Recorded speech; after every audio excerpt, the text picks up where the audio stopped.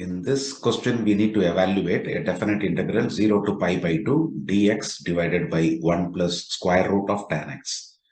In order to solve this, we will be using one definite integral property, which is integral 0 to a f of x dx is the same as integral 0 to a f of a minus x dx.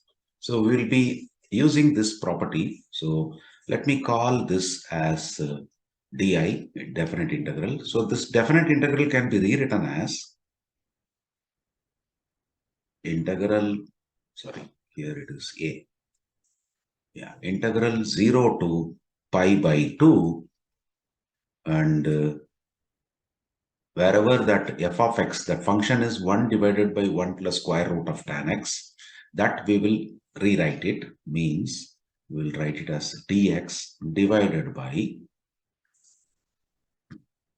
so wherever x is there, that will be replaced with a minus x. Here it is pi by 2 minus x. That means 1 plus square root of tan of pi by 2 minus x. Now we have another trigonometric function which says that tan of pi by 2 minus of x is nothing but cot of x. So we'll be using that also, which means this will be rewritten as 0 to pi dx divided by 1 plus square root of cot x. Now cot x is nothing but cos x by sin x. 0 to pi by 2 dx divided by 1 plus square root of cos x divided by square root of, or I can, no need of bringing cos x and all, we will simply say it is the inverse of tan x. So I will write 1 divided by root of tan x. Now if we take LCM in the denominator, this definite integral will become integral 0 to pi by 2 dx divided by root tan x plus 1 divided by square root of tan x, which can be rewritten as 0 to pi by 2 root of tan x dx divided by 1 plus root of tan x. Let us call this as second equation because we will be calling this as first equation. Now we will add this 1 and 2. That is possible because denominator is common, 1 plus root tan x. So 1 plus 2 will give us 2 times definite integral, means this is also definite integral, this is also definite integral, di plus di becomes 2 times di. Then the limiting value is same, so 0 to pi by 2, and then denominator is same, which is square root of 1 plus root tan x, and in the first integral it is 1 dx, so it is 1, and since we are adding plus root of tan x, the whole thing dx, which is nothing but integral 0 to pi by 2 dx, and that will be x only, and the limiting values are 0 to pi by 2, which means 2 times definite integral is, first you substitute pi by 2, then you substitute 0, and the result is pi by 2. That means our definite integral will become, you divide both sides by 2, so definite integral will become pi by 4. That is the result for this particular problem. In this question, we need to evaluate integral dx divided by 1 minus cos alpha times cos x. Here cos alpha is a constant whereas cos x is a variable. Let us consider this as I. Now, first thing is we will be using a trigonometric identity, which is cos 2 theta is equal to 1 minus of tan square theta divided by 1 plus tan square theta. That is the first step. So I'll put box to this.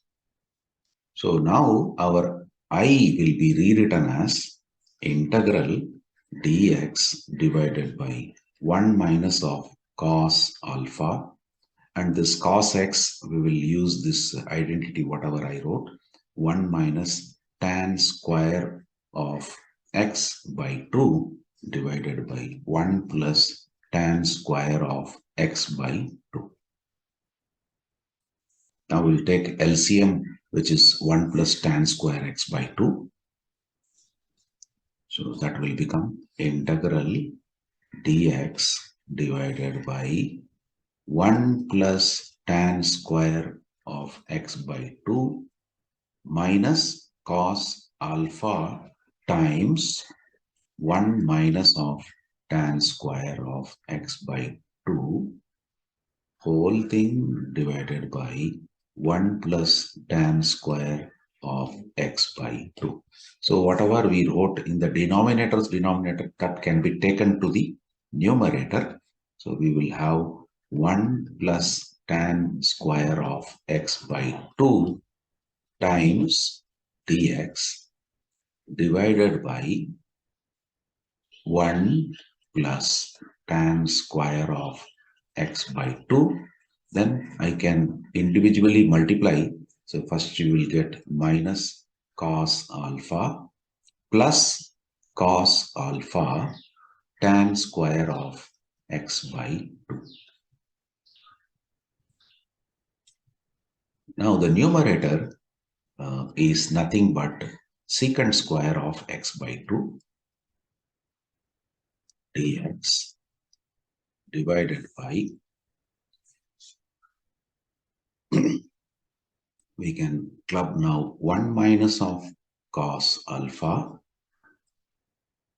plus tan square x by 2.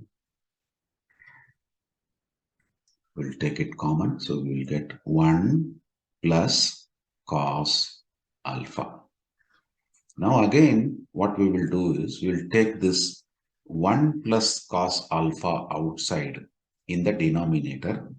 So we will get secant square of x by 2 dx divided by 1 plus cos alpha is taken outside. So first term will have 1 minus cos alpha divided by 1 plus cos alpha plus this tan square of x by 2. Now we will use one more trigonometric application, which is 1 plus cos 2 theta is nothing but 2 cos square theta.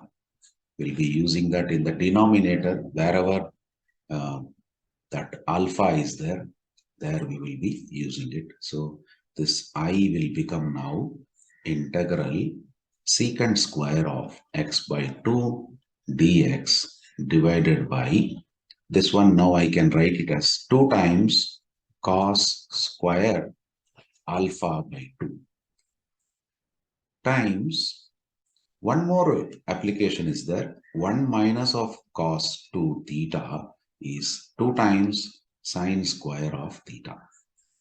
We'll be using that also. So 1 minus cos alpha can be written as 2 times sine square of alpha by 2 divided by 2 times cos square of alpha by 2. Then plus tan square x by 2. Whatever is the this thing left. So this 2 and this 2 gets cancelled. Let t equal to tan x by 2. We'll assume that, which means dt is half times secant square of x by 2 whole thing dx.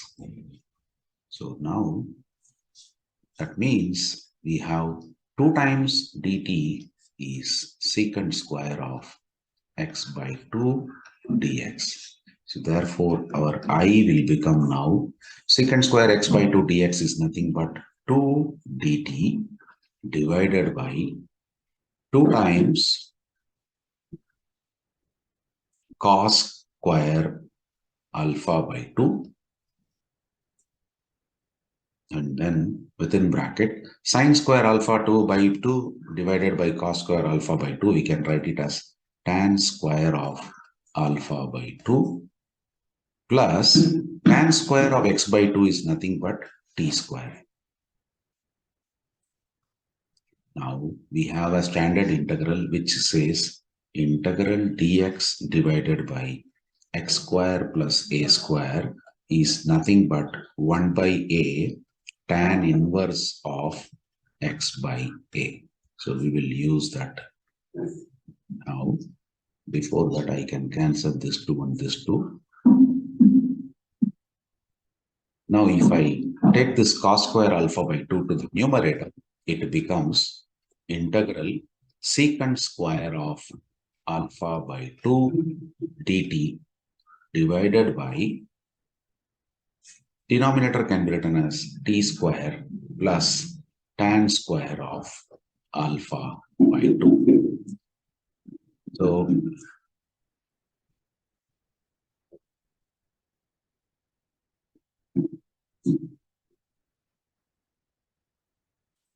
now this one, this is basically a constant secant square alpha by 2. I can keep that outside.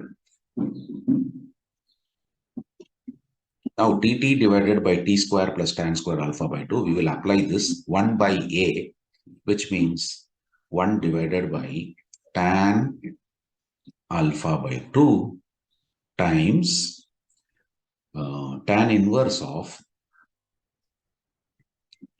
x, which is t, by a, which is tan alpha by 2, and then we'll put the constant c. Now further we'll proceed with I. Our I will become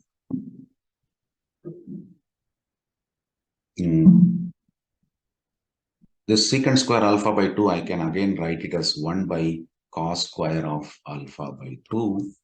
Denominator we have tan alpha by 2, which is nothing but sine alpha by 2 divided by cos alpha by 2. We wrote this term. Now tan inverse of t. What is t? T is tan x by 2, tan of x by 2 divided by, this one is tan alpha by 2, tan alpha by 2 plus c. So we can cancel 1 cos alpha by 2 here. Sine 2 theta is nothing but 2 sine theta cos theta. This identity we will use now, which means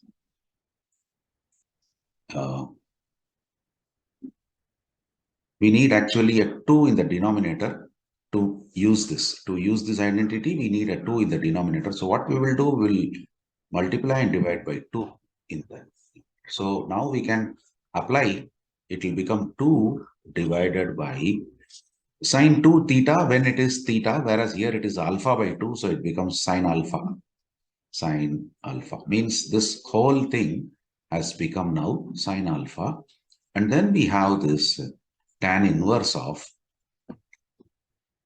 if I bring that tan alpha by 2 to the numerator, it becomes cot alpha by 2 times tan x by 2 plus c.